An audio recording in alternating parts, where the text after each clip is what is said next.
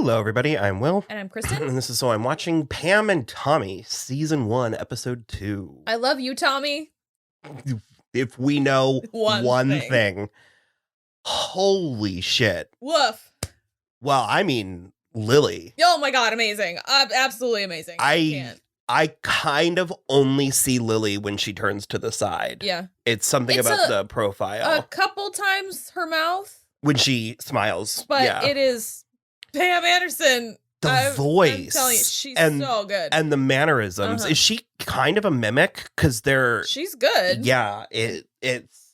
I mean, she hasn't really played anybody else real yet, has she? I don't know. It's wild to me. It's very good. We heard about it and that first picture or two, but man. So yeah, this was about Pam and Tommy. It was about how they met. It was a whirlwind romance in which he defied every boundary she set. Stalked her to Cancun. Where she was at work. Yeah. She was working. Because that's something that I appreciate. I do appreciate getting to know them. And that plays a whole, there's an entire set piece where they're dancing around the bedroom to getting to know you from Anna and the King. Because they do really establish her as a nice, like a sweet girl. Because I said about halfway through, I was like, she really is like a sweet girl in like a hot lady body. It's not her fault she looks like that. And it's there in her when they talk about their favorite movies and they talk about, I love that her favorite food is French fries. Real solid favorite food. Who doesn't love French fries? People, but wrong people. I mean, my mom doesn't really like French fries. What? Teresa. French fries are amazing. No, it's just a really solid, and it's low maintenance, but also, I don't know. I think it says a lot about, there's a lot of character information. But I think one of my favorite things about this episode and this point is she goes to this event. She goes to Cancun they're doing like a, they're what do they call it? It's like upfront. So yeah, it's like a syndication thing. And they bring her in to impress, all the people. And she's very good at it. Mm-hmm. Like she's for someone, what we know about her person, and then for someone of her reputation, she's actually very good at handling all of these men. Yeah. Different types of men. She's flirtatious without being pandering. I don't know. It's very, I thought that was very interesting. And I was a little bit kind of bummed that Tommy came in and took. Came in like a hurricane. Yeah. Wow. And then that whole bit with the front desk guy at the plaza, or not the plaza. What hotel were they at? The Ritz-Carlton. The Ritz. And he just was like, there's a dress code for the bar. And it's just like I'm wearing a shirt and shoes. And it's like, you're at the Ritz-Carlton. There's a dress code for the bar. Now, okay, so she obviously is into it. I don't, well, because her friend actually is like, he stalked you. Yeah. Like, she's obviously into it because when she gets the flowers at the front desk, deep down, she's like kind of bummed that it's just. From the syndicators, yeah. But I don't know. It's interesting. It's interesting seeing a depiction of a courtship like this. Courtship is a very loose interpretation. He gives her some drugs. They literally have a drug-fueled 3 days of not even having sex. Yeah, and she grossly touching each other in a bathtub. You were taken all the way out by that. I mean, we were kind of like, they're high. Yeah, no, they're super high, and I get it, but it's just like, I don't know. It's so tender. They're just not into it. Yeah, I mean, it happens. You hear these stories about people, the whole love at first sight, and they meet and get married and all this crazy stuff. It is crazy, and it does sort of explain them getting married so quickly that he made this point that he wasn't going to sleep with her until he married her. Yeah. To his penis, voiced by Jason Mantzoukas. So, what are your feelings? It's funny. I'm fine with it. Yeah. But based on the 2 episodes we've seen, I don't think it's necessary. No, I don't think it's necessary. It's weird. It's very wild. I feel I don't like the movement of the penis. It's very... But they're only half committed to it. Yeah. Like, it's kind of talking, but okay. I was wondering if we were going to talk about this. It's a prosthetic. Yeah. And clearly so. Yeah. And I kind of wish... It almost, in some of the shots, it almost just looks like a dildo that they, like, slapped on the front of Sebastian Stan, where I'm like, you're not even going to try for, like, veins or anything? The coloration, so smooth, it's so, like, the beige. Texture's not there. Yeah. And you also... don't have some makeup and one of those little, like, things that you do, like, beard hair in the theater with? You can't do something? Well, and furthermore, it's like, it's very wispy pubes. Sure. Yeah. And I'm like, that doesn't, I don't know. He's Greek. Tommy Lee is Greek. It would be swarthier. So much swarthier. I have but in spite of all this, there is so much detail. There's so much work put into it. I think it could or should be better, or maybe they should have done that body double thing. Sure. Or, I don't know. Like it's somebody fine. who is willing to show. Yeah, they do that. Like that, what was that, Lars von Trier movie? Where they, like, hired pornographic actors and they composited them. Gotcha. It's just, I don't know. It's very strange because he normally I would be like, just Sebastian be nude. Yeah. And you kind of have to with this story. And there is a image that both of them are upholding. I think it's more successful on her. However, that particular brand of enhancement, I couldn't think of the word I wanted. Yeah.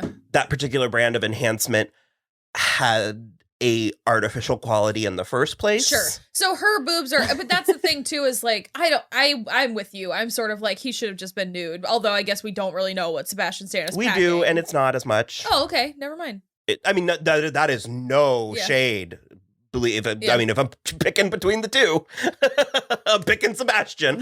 But my point is that there is a legacy to uphold. Sure. And I just think they could have done something slightly better. Yeah. Because technically, neither one of them are nude.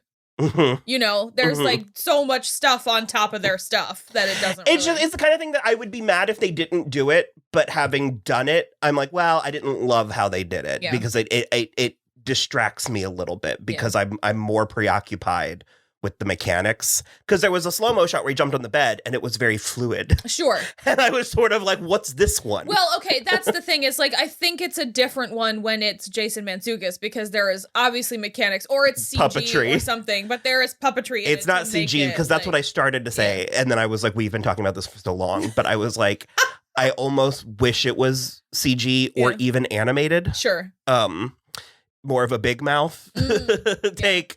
Which, again, if that were the case, I would complain that they copped out. But given this uncanny disaster, it's not a disaster. It's definitely not a disaster, but it is bizarre. And especially when he is, like, talking to the penis. And he just, it's just like, I don't know. It just looks like a flesh-colored dildo that you can buy. It comically does have a hole that is moving while but only talking. So I'm going to say they needed to go further. That's what I'm going to say. Okay, fine. They needed to go further.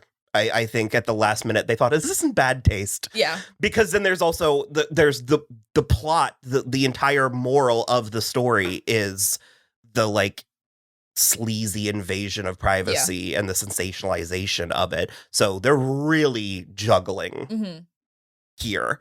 And I think all in all, I think there's a weird joy to this, well, at least this episode. Yeah. There was this weird sort of euphoria that I think, because I was kind of ear to ear. The montage of them dancing with the foam party, the sex montage, all the slow-mo, the champagne, and that's the thing, because it's like, in spite of criticizing the appendage, it's not a cheap show. It's like it looks good. It looks nice. Yeah.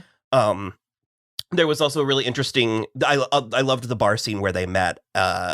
it was just beautifully filmed. Yeah. And the way, because we start with that wide shot, and the way, because the whole time I'm like, where is she? Where is she? And you see her immediately because she's in that black gold dress. Yep. And your eye just goes right to it. She's so hot. I like so hot. But even just all of the body, like even her arms, like I'm like, did she, like her arms look like Pamela? I'm like, did she work out? Like, Probably. did she get in a, there was also that red latex dress that she's wearing when they go to find the priest. Holy shit. You mean the scene, the montage, wedding montage, set to Steal My Sunshine by Ellie-Ann? That's the by one Lynn. I mean. That's the one I mean. It was the best. If you steal my sunshine. So good. So my husband hates that song, but we love that song. And so it came on and we both were like, woo! High-fiving a million angels. It was really affirmed. Yeah. Affirmed the fact that it scored Tommy Lee and Pamela Anderson's wedding. I think was a point in our column. It sounded correct. It all felt correct. So on top of him stalking her, she's then high. Yeah. And she said that she doesn't do drugs, which I also knew because she's vegan. Yeah. Like she's kind of crunchy. Yeah. All things considered. And also, I mean, do what you're going to do. I'm no judgment. I'm all for like responsible debauchery. But I mean, don't double E back to back. Oh, yeah. No. You're going to run out. Yeah. It's going to be real bad. Also, don't dissolve your ecstasy in your drink. It tastes like ass. There was also a note. I don't think that there was any real. It wasn't on purpose. No, I don't think that there was any real commentary meat. You know what I'm about to say? Yep. But when they're walking to the parking lot, the wall is plastered with Anna Nicole Smith guest ads. Yeah. And it's just so good. It's so this time. And no, honestly, I will say that there is commentary. And certainly in, women who were sort of. I think she needs to be the next maligned woman of the 20th century to get a treatment like this. But on top of that, it was tasteful. Like there was no, like they weren't walking by it and he didn't, or she didn't remark on it. And he's like, well, you know what they say about Anna. Like it didn't feel the need to like club us over the head. It was just back there to the point where both of us were like, ooh. But it was a deliberate choice. Yeah. Like those had to be put there by production. Yeah. So I really liked that. I thought that was neat. I don't know. I think it's interesting this pull she has to bad boys and for better and worse. It feels like mostly worse. We also meet the contractors and Rand again in this episode. I was like, Ayn Rand. Ayn Rand was in this episode. No, Seth Rogen's character, and it's sort of interesting because feels like then the beginning of the like nonsense. The end of him being like, the whole concept's out the window, and it's just sort of like, ugh. Well, it does inform his changing everything because it's like, well, I mean, his situation changed. Yeah. Well, I get it in this moment, but like continuing to just because I don't think he was, but it felt like he could have just been fucking with them. Like, well, the bed's here, but now I want it over there. And he is like building that bed into the house. Mm-hmm. Like you can't just move it. You have to like rip it up. So it's that kind of stuff. I thought it was interesting. Also, don't splain people's tattoos back to them. Yeah, it's not even if it is not misguided or ignorant on their part. Though correct, just don't comment. I really liked the airplane scene where they both are coming down from the ecstasy and realize they don't know anything about each other. He's like, what kind of movies do you like? And she's like, romantic movies. And he's like, I like horror movies. And then he asks what her favorite you can see them bargaining, like gambling, and it yeah. Well, I was going to be like wondering if they almost made a mistake. And I was like, well, this is why you don't do that. Yeah. This is why you do wait. Because they're in Cancun. I mean, they're in full blown fantasy mode. because they don't even know where each other's houses are, let alone. Yeah, and she lives in the hills and he lives in Malibu, so they decided to live in Malibu. But I think the moment was really cute when he asked what her favorite food was, and she was like French fries, and he just got a huge smile and was like, I fucking love French fries. Middle ground. It's like, we can make this nice. work. Yeah, it's like there's things in common. And then later in the thing, they are eating French fries. Yeah. And there's an implication that he's providing her with French fries. So my point being, there's an implication of an effort being made. Sure, some kind of effort. I don't know. It's like, it's mostly nice. I think it just can't imagine being that hot. Well, because they're weirdly schoolish. Like, it's kind of like schoolboy, schoolgirl. It's because they both are immature. They like don't get it. Is that what you mean? Because they're so hot that they're never comically hot, and so they like. Although I've never actually really been into Tommy Lee, Sebastian Stan rock is star. comically hot. But yeah, he's a comically hot, successful kind of the whole vibe, and then she is Pamela Anderson, and so you can sort of see how they got so. They make it clear as well as illustrated by the conversation with said penis. Yeah, that he's making an effort in a way that he's never really been confronted with that before. Yeah. And that's the thing too. It sort of goes back to that 30 Rock thing when John Hamm was on.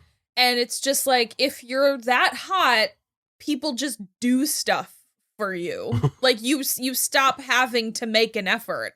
And so I think that is something that both of them, like if you're that comically hot or comically successful in a certain time period, you just stop doing stuff for yourself. And so you forget how to be a human person. And so that is... You just never learn that. You either forget or never learn in the first place. Which is why I think they're both so immature in this coming together. Because wasn't she like 19? Oh, God. Was she? I think she was at a baseball game. Oh, when she got discovered. Yeah. No, not here. Yeah, I don't know.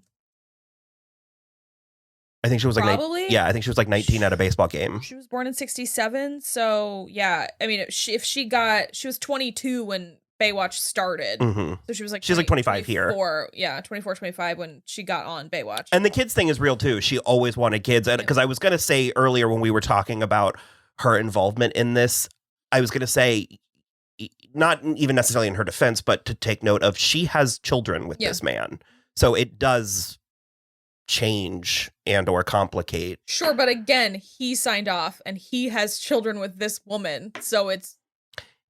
But I think the male experience and the female experience is different, as will be illustrated in coming episodes on Hulu's Pam and Tommy. Stay tuned for coverage. Not interested. So, because she's really actually, and again, I'm aware that this is a dramatization, but she's reminding me, like she's giving Britney Spears. Oh yeah. Because Britney always wanted kids. I mean, Britney Spears, Marilyn Monroe, like Anna Nicole Smith, all of these people that are just like. It's one of the reasons why I'm actually very proud is a weird word, but I'm actually very impressed that Paris Hilton managed to navigate and I mean to be. Just have her big wedding and be 40 and be at the place she's at, she could have really... She could have gone downhill pretty hard. She could have fallen much, much harder. Yeah. She did get, like, canceled for a minute, but then she... I think it was better. Then she went away, and it was fine. So, all right, well, we're going to watch episode 3, mystifyingly titled Jane Fonda. Yeah, we'll see. So... I'm sure there's a reason. I'm sure it will become clear. So we'll be back.